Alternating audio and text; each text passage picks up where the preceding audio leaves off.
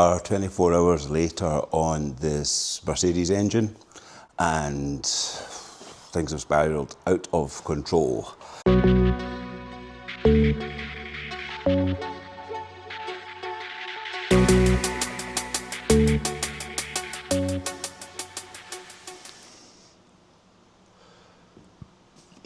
Today, continuing on our theme of military 4x4s, or more rustic 4x4s, we are going to pull out the Mercedes GD240 that we have been restoring for a while.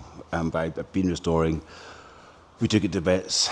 We sent the body off to body shop to get some rust. We put a new rear floor in, new bulkhead, and quite a few patches. That car has been in the body shop for 2 years.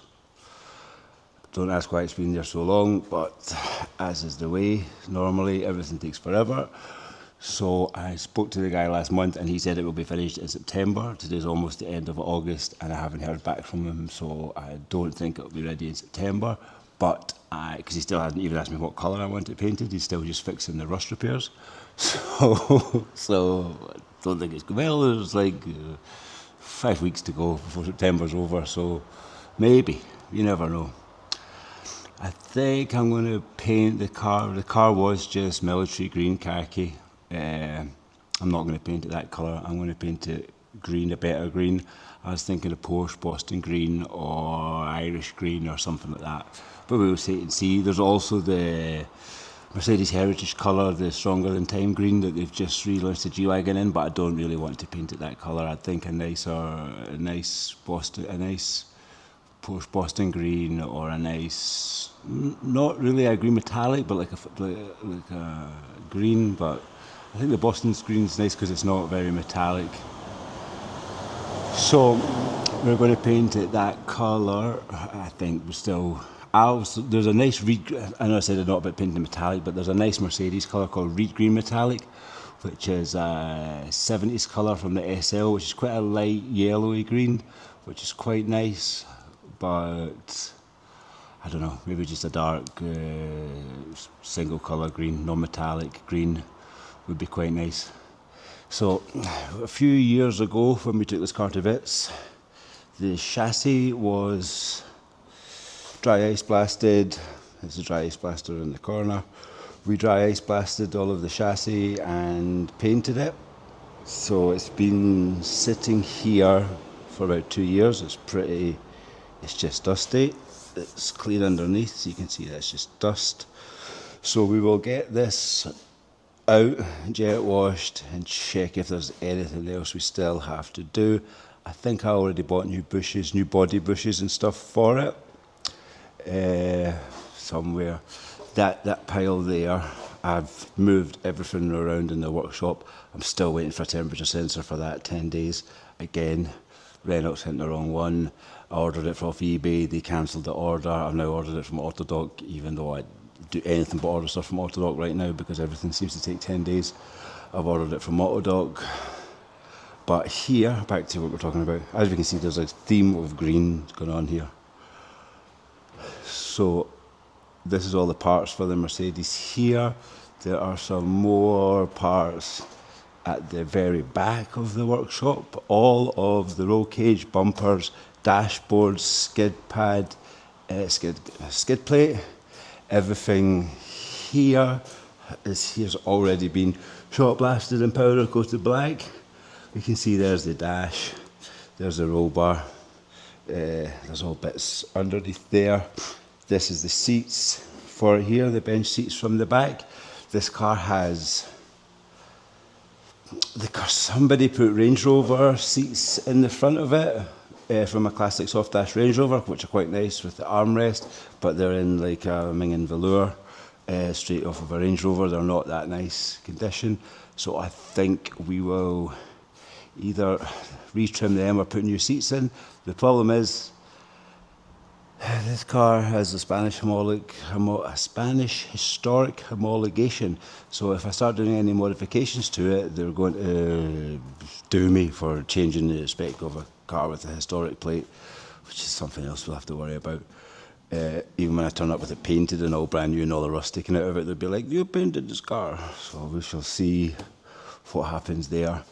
But so I don't really want to put the seat in it. I could just put some other seats in it and put covers on them when I take it for a ITV and hope that that gets me past. But why should you have to do this nonsense? So today we're going to pull the engine down. The engine's, I pulled it out from underneath there. It's here.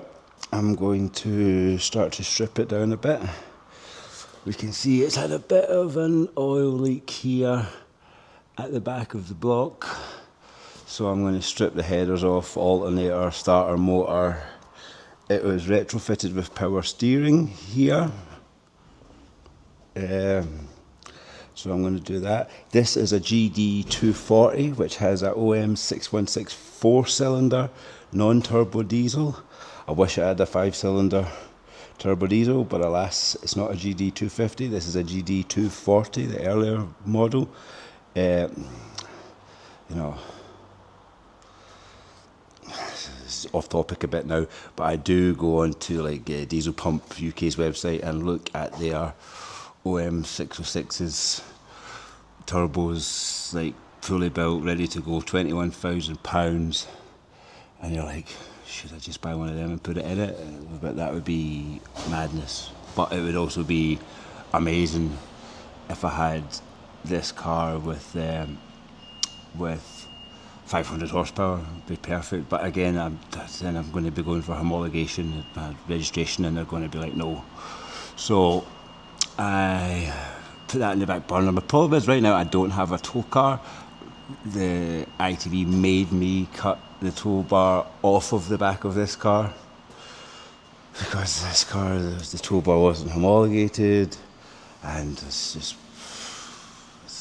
I'd waited 2 years to get the registration plate changed on it, and then didn't want to have to re-homologate it. I was waiting for plates on it. The guy who changed the plates on it didn't mark down the tow bar when he got it homologated. I went for the ITV, the tow bar wasn't down in the documentation. Instead I'd have to start the homologation process all over again. That's another 6, 8, 9 months in Spain. So I just wanted to get the car on the road, so I had to literally, I took the tow bar off, I unbolted it, took it for its ITV, and they told me, no, you've only just unbolted this, you just bolt it back on once you get your ITV. So they asked me to actually cut the back of the body, the chassis, where the tow bar was mounted, which is craziness.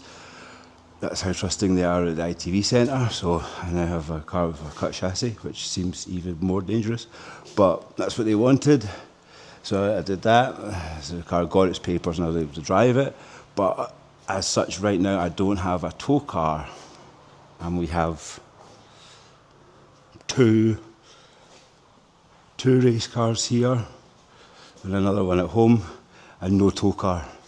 So what would be really nice would be to get this G-Wagon back together and have that as our tow vehicle. It is a convertible, and whenever we're going to be towing, we are going to be towing from the island of Mallorca to the mainland of Spain.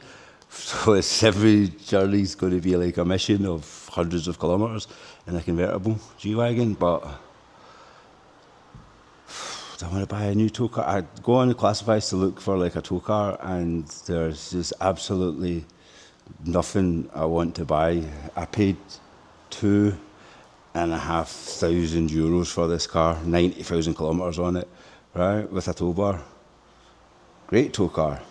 And I go online in Spain trying to find anything that I could use like as a decent tow car in the state, and they've got 300,000 miles on them, and people want 10 and 15,000 euros for it, and it's just like, for a car I'm going to tow a trailer with 5 times a year, I'd spend 2 or 3 grand on a car. But like, you know, in Spain here, if you spend 2 or 3 grand on a car, it is guaranteed to be absolutely shagged.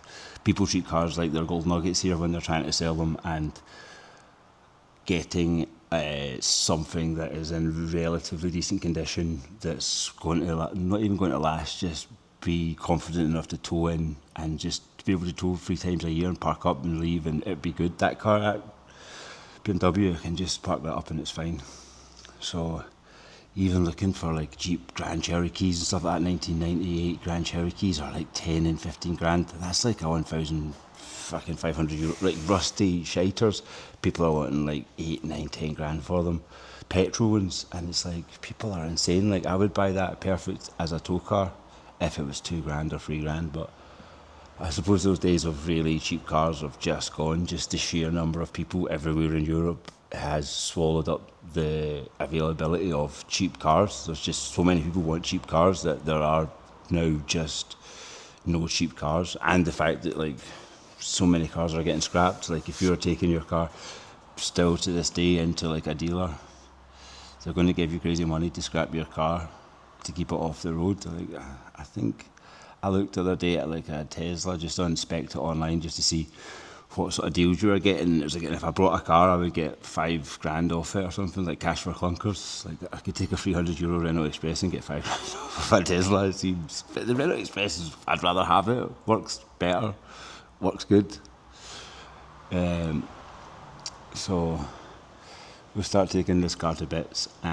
Start taking this engine to bits and see where that oil is coming from, get it cleaned up. I was just going to clean it and not take everything off it, but it's like, why take everything off it, clean it and paint it? Like, you know, if you don't paint it now, as soon as you put it in the car, you're going to be like, I should have painted that. So we shall start taking it to bits and look at getting it painted. Excuse the sweat, it is so humid today. I'm absolutely soaking. It's just got sunny outside, but supposedly it's to rain and thunderstorms coming in any minute. So I am melting, not with the temperature, just with the pure humidity. It's not even hot, it's just humid, and as such it's wet.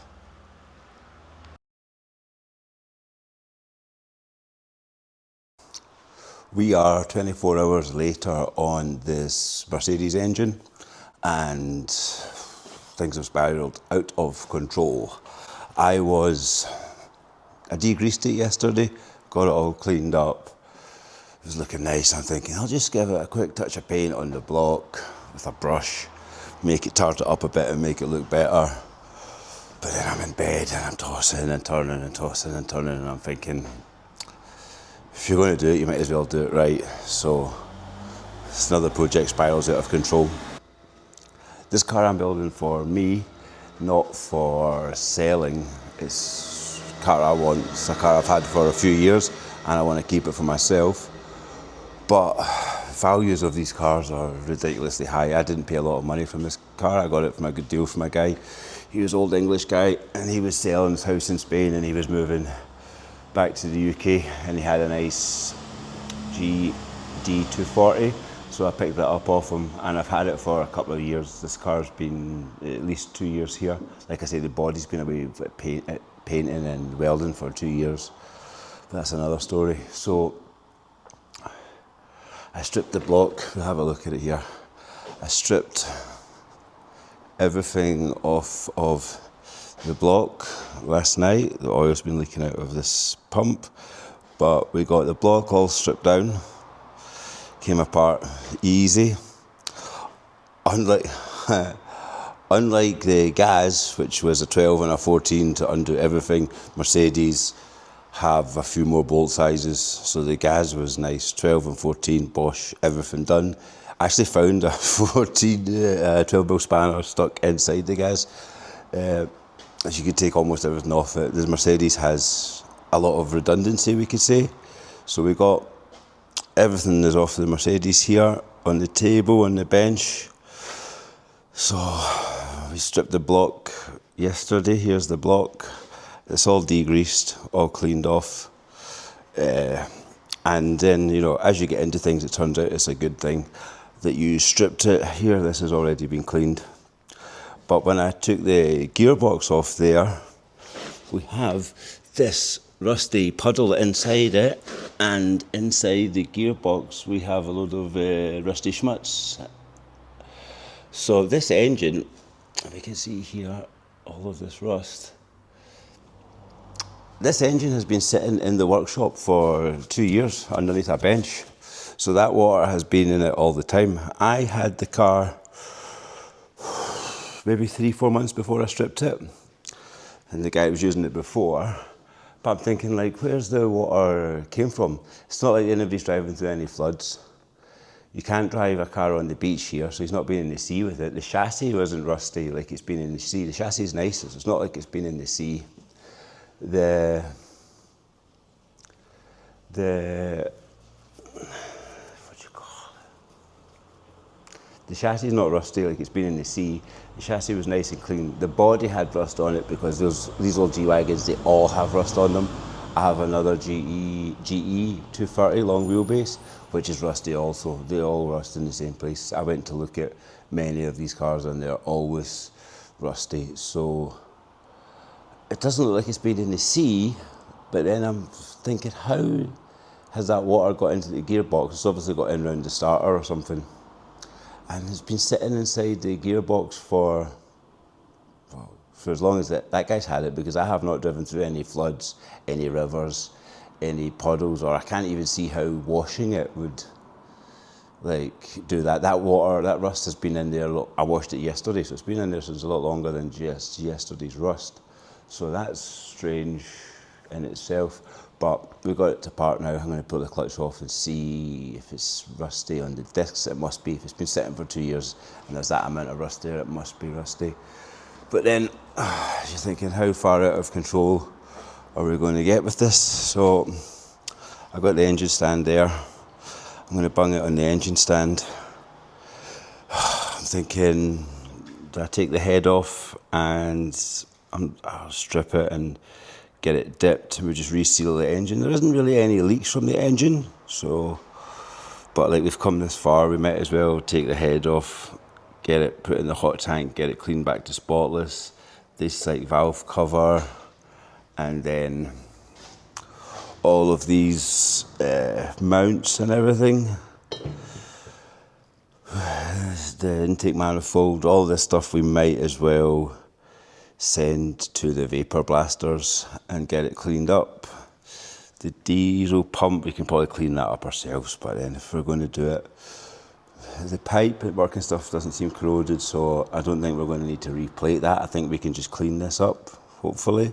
But I suppose all of these bits, oil filter, power steering, we might as well send everything to the vapor blasters and get it all vapor blasted, because this car, at the end of the day, even though I'm building it for myself, if I do decide to sell it and I've got it this far, I might as well do it properly. I don't really want to shell out a load of money at the vapor blasters, and you know, sending the head to the machine shop to get cleaned in the hot tank is €60, so I don't mind paying that because it really makes a big difference. But just cleaning up all those other parts, you know, the vapor blasting does such a nice job on it, so it will give it such a nice finish. And if I just try and do it by hand, it's never going to be as nice as getting it all vapor blasted. So I might as well do that.